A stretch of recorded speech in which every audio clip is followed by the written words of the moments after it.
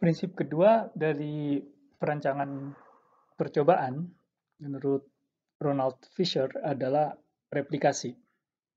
Jadi apa yang dimaksud dengan replikasi? Replikasi adalah ulangan percobaan yang independen satu dengan yang lain. Di sini terdapat beberapa alasan mengapa perlu replikasi. Yang pertama adalah menunjukkan bahwa hasil percobaan dapat diulang. Jadi tidak orang lain kalau ingin mengulang percobaan kita itu bisa juga melakukan dengan hasil yang kurang lebih sama selama faktornya tetap dan kondisi-kondisi di luar faktor percobaan dapat dikendalikan dalam kondisi yang sama. Kemudian melindungi dari hasil yang anomali. Ya, jadi terbayang kalau kita melakukan sekali percobaan, kebetulan waktu itu misalkan spesimennya memiliki karakteristik yang sangat berbeda dari spesimen-spesimen yang lain.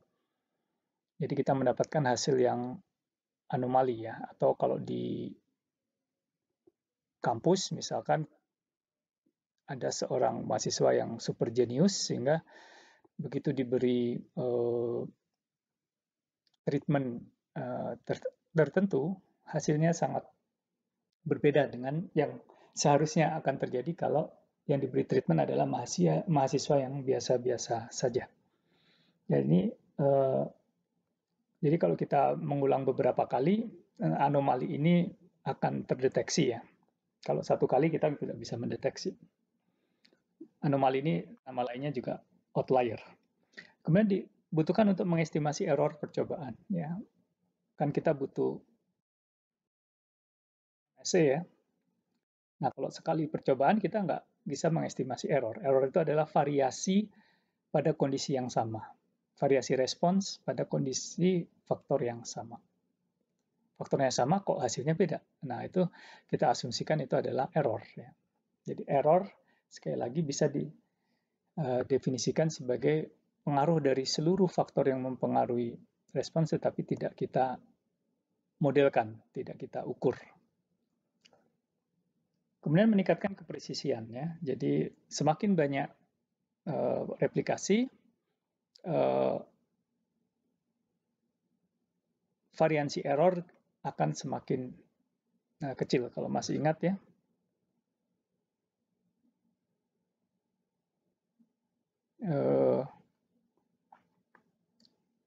Sigma X bar ya. Nah, N itu adalah berapa kali ya jumlah replikasi.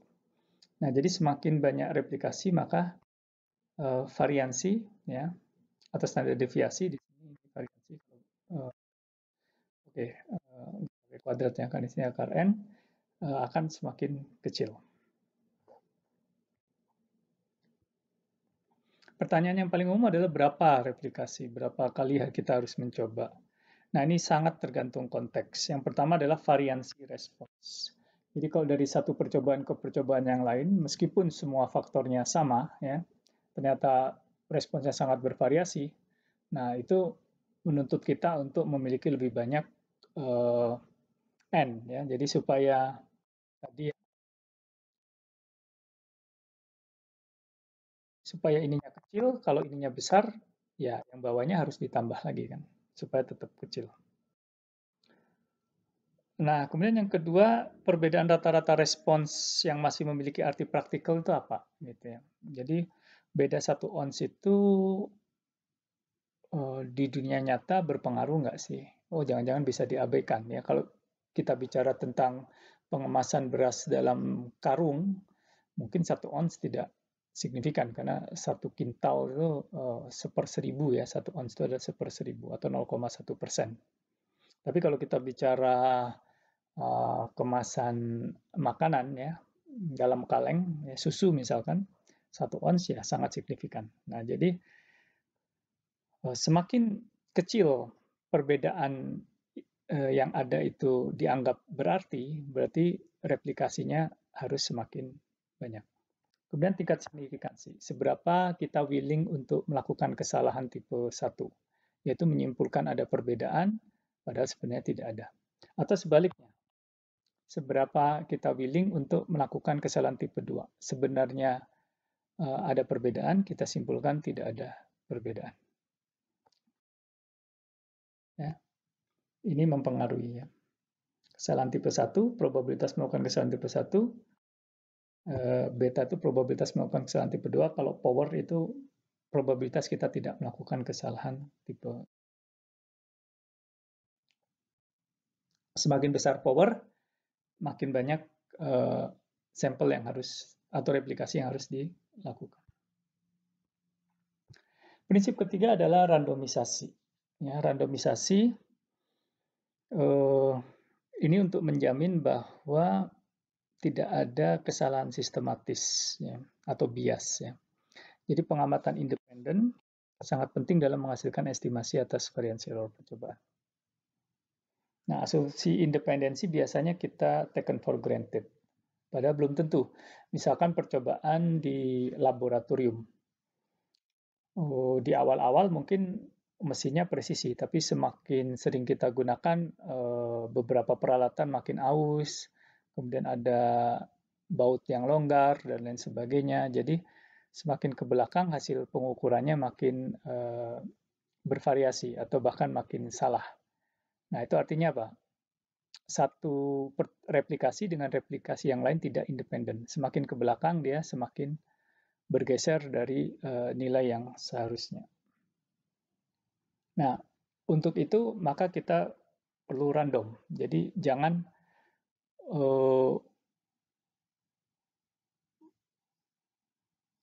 mesin pertama digunakan untuk mengukur larutan A.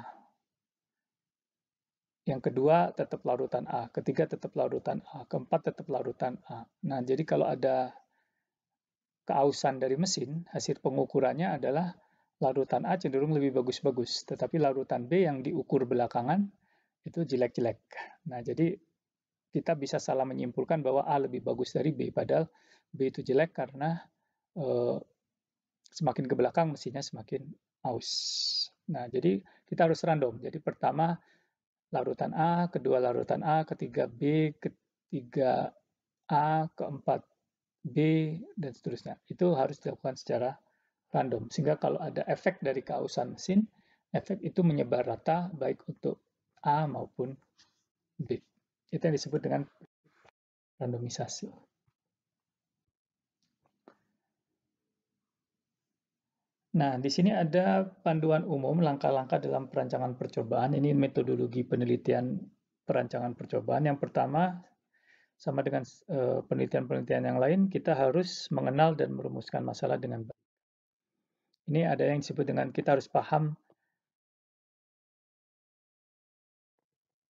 ya substantif research-nya ya, teori yang mendasari percobaan kita. Kemudian setelah kita paham dengan baik teori rumusan masalahnya, kita kemudian memilih variabel respons. Y-nya, apa yang dijadikan Y? Itu harus pas ya dengan masalah. Ya. Kemudian pemilihan faktor, ya apa yang akan kita kendalikan atau kita ubah-ubah nilainya, levelnya kita ubah menjadi nilainya berapa ya. Kalau tadi misalkan faktor jenis larutan levelnya ada minyak sama larutan garam. Atau kalau suhu pendinginan misalkan apakah 800 derajat atau 600 derajat atau 400 derajat. Jadi di situ ada 3 level untuk faktor suhu. Nah, rentangnya tadi ya, apakah dari 400 ke 800 itu rentangnya 400 derajat atau cukup 600 sampai 800. Berarti kalau 3 level 600, 700, 800. Itu sekali lagi tergantung pada konteksnya. Kemudian pemilihan desain percobaan. Nah, ini nanti kita bahas panjang lebar. Ada CRD, Completely Randomized Design. Kemudian ada RCB, Randomized Complete Block. Ada desain setengah faktorial misalkan ya, atau faktorial sebagian dan seterusnya. Itu nanti kita bahas. Kalau respon surface apa kita pakai CCD atau Box-Penken, nah itu semua yang disebut dengan desain percobaan. Kemudian melakukan percobaan, kemudian melakukan analisis statistikanya, dan dari situ kita mengambil kesimpulan. Nah, ini langkah-langkah umum sebuah riset dengan menggunakan perancangan percobaan. Nah, secara lebih detail untuk perumusan masalah, seperti tadi ada beberapa tujuan. Yang pertama untuk screening, eksplorasi. Kalau kita tidak tahu secara persis ya. Kita baru apa istilahnya ya, mengira-ngira mungkin ada 10 faktor ya yang mempengaruhi kekuatan sebuah logam ya setelah diolah. Mungkin yang pertama persentase kandungan aloynya ya. Yang kedua misalkan kecepatan pendinginan, yang ketiga larutan yang digunakan untuk pendinginan, yang keempat tekanan pada saat pendinginan, yang kelima misalkan konsentrasi larutan pendingin itu ya, jadi bisa banyak sekali. Kemudian kita ingin fokus pada 1, 2, atau 3 faktor yang paling berpengaruh, itu yang disebut dengan screening. Nah, setelah itu kita ingin mengoptimisasi untuk setiap faktor pada level tingkat berapakah yang akan memberikan hasil yang optimal. Kemudian kita juga mengkonfirmasi teori. Yang keempat adalah kita ingin mendapatkan hasil yang robust, meminimasi variasi. Ini balik lagi seperti ke slide sebelumnya tadi.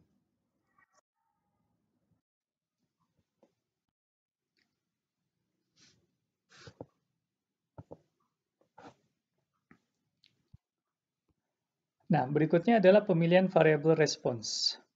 Variable response, sekali lagi, sesuaikan dengan tujuan penelitian. Yang paling penting adalah variable response harus dapat diukur dengan baik. Error pengukurannya kecil. Ya, jadi jangan sampai kita menentukan variable response, tapi variable response-nya tidak bisa diukur dengan baik. Nah, ini bahkan kadang harus ada percobaan untuk menentukan cara pengukuran yang terbaik. Jadi percobaan untuk menentukan variable response yang akan digunakan untuk sebuah percobaan yang lain. Kemudian pemilihan faktor, level, dan rentang ya. Dan di sini lebih detailnya ada 4 jenis faktor ya. Yang pertama adalah design factor, faktor yang menjadi perhatian penelitian. Ya. Ini yang nanti misalkan kalau misalkan di pabrik ini yang akan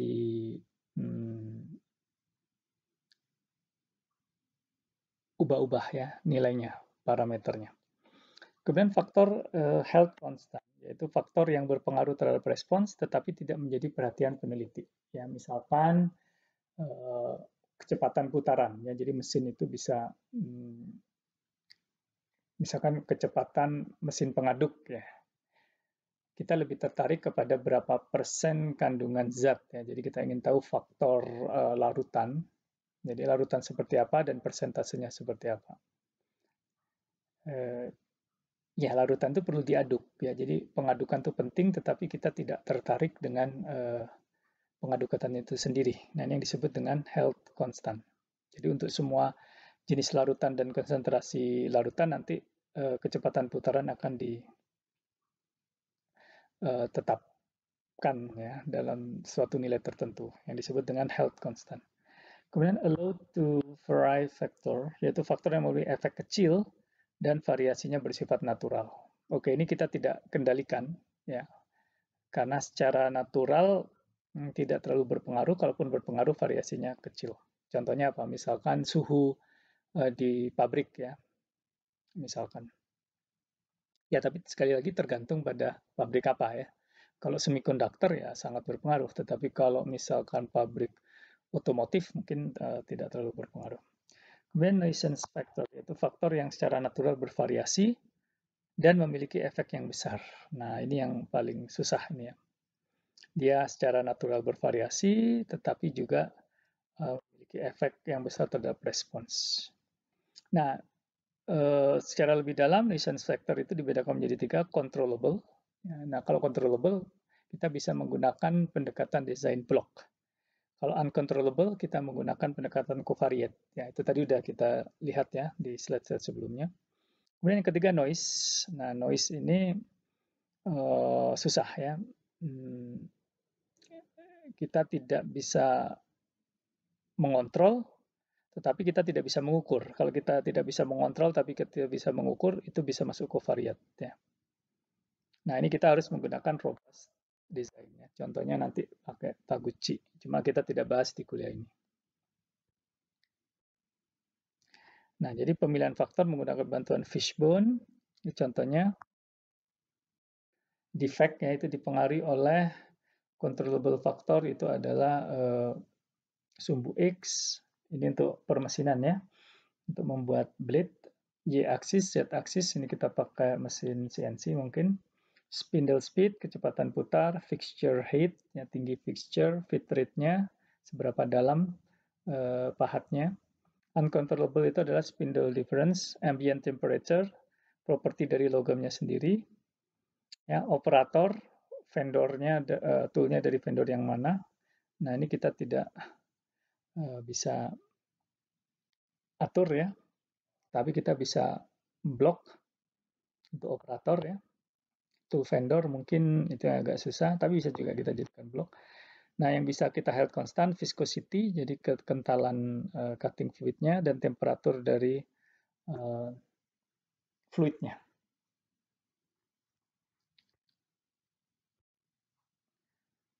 Nah, pemilihan jumlah level tergantung pada tujuan eksperimen ya. Itu tadi, misalkan ini tadi, spindle speed-nya mau ada berapa? 1000 rpm, 1200 rpm, 1400 rpm, itu berarti 3 level. Atau cukup 2 saja, 1000 rpm sama 1400 rpm, itu 2. Nah, kalau percobaannya tujuannya untuk screening, eksplorasi, 2 level saja cukup. Nah, nanti kita pelajari desain 2 pangkat N, bahkan 2 pangkat N minus K.